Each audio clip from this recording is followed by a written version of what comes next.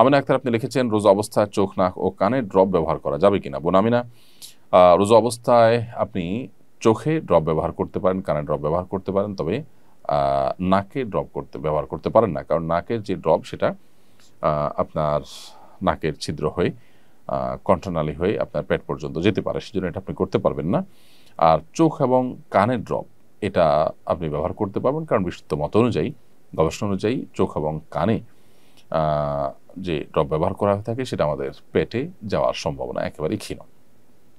এর মধ্যে একটা তো আছে যে পেটের সাথে যাওয়ার কোনো কানেকশনই নেই, যার কারণে এগুলো আপনি ব্যবহার করতে পারবেন।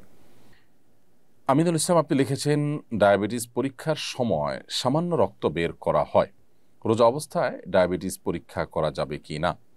ভাই আমিনুল ইসলাম, ডায়াবেটিস পরীক্ষার সময় সামান্য যে সুইয়ের অগ্রভাগে যে পরিমাণ পানি থাকে ওই পরিমাণ রক্ত যে বের হয়, এর ফলশ্রুতিতে আপনার অজু ভঙ্গ হবে না যদি এটা গড়িয়ে পড়ার মতো অতটুকু না হয়। আর যদি বড় এক ফোঁটা হয় যেটা আসলে গড়িয়ে পড়ার মতো হয়, তাহলে সেক্ষেত্রে রোজা ভঙ্গ হবে। আর রোজা অবস্থাতে এই টেস্ট করলে রোজার কোনো ক্ষতি হবে না, কারণ শরীর থেকে 1, 2, 4, 10 ফোঁটা 20 ফোঁটা এরকম রক্ত পড়লে রোজার কোনো ক্ষতি হয় না। যদি এত বেশি রক্ত পড়ে যার ফলে আসলে রোজাদার ব্যক্তির জন্য রোজা রাখাটা চ্যালেঞ্জিং হয়ে যায়, দুর্বল হয়ে যায়, তাহলে সেটা অ্যাভয়েড করতে শরীয়ত নির্দেশ করেছে, যদি সেটা অ্যাভয়েড করার মতো হয়।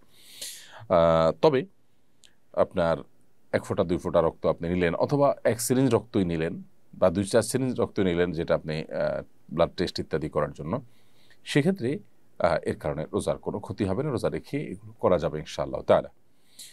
রামিসা ফেরদাউস লিখেছেন অজু করে নামাজ পড়ার পর অনেক সময় দেখি আমার দাঁতের খাবারের ক্ষুদ্র কণা আটকে আছে, এতে কি আমার নামাজ হবে? বোন রামিসা, আপনি অজু করার পর যদি ক্ষুদ্র কণা আপনার দাঁতে লেগে থাকে এবং সেটা এতটাই ক্ষুদ্র যে একটা চনাবুট এর চাইতেও ছোট ক্ষুদ্র, তাহলে এর কারণে আপনার রোজার কোনো অসুবিধা নেই, যদি এটা পেটেও চলে যায়। আর যদি আটকে থাকে আর আপনি এটা বের করে ফেলে দেন, তাহলে তো কোনো অসুবিধাই নেই, সাইজ যাই হোক না কেন। আর রাজকুমার হালিম আইডি থেকে আপনি লিখেছেন রমজান রোজা রেখে হাত পায়ে নখ কাটা যাবে কিনা? জি ভাই, রমজান রোজা রেখে হাত পায়ে নখ কাটা যাবে, চুল কাটা যাবে, কোনো অসুবিধা নেই। আপনি সরিষার তেল অথবা অন্য কোনো প্রসাধনী, হালাল প্রসাধনী ইত্যাদি মাখতেও পারবেন, কোনো অসুবিধা নেই, এতে রোজা ভঙ্গ হবে না। আতর ব্যবহার করতে পারবেন, মেসওয়াক করতে পারবেন, এর ফলে রোজা ভঙ্গ হবে না। আরিফুল ইসলাম মাহিদ আরিফ আপনি লিখেছেন রোজা রেখে কি অসুস্থ রোগীদের রক্ত দিতে পারবো? আমি এবং আমার টিম বিনামূল্যে ব্লাড ডোনেট করি। উত্তরটা জানতে চাচ্ছি। প্রিয় আরিফুল ইসলাম, আপনি আপনার টিম মানুষকে বিনামূল্যে যে রক্ত দিয়ে থাকেন সেটা অবশ্যই একটি ভালো কাজ, এবং রোজা রেখে যদি রক্ত দিলে আপনি অসুস্থ হয়ে রোজা রাখা কঠিন হয়ে যেতে পারে এরকম কোনো আশঙ্কা না থাকে, তাহলে সেক্ষেত্রে আপনি রোজা রেখে রক্ত দিতে পারেন, কোনো অসুবিধা নেই। রমজানে রোজা রেখে শরীর থেকে রক্ত বের করলে যে রোজা ভেঙে যায় তা কিন্তু নয়।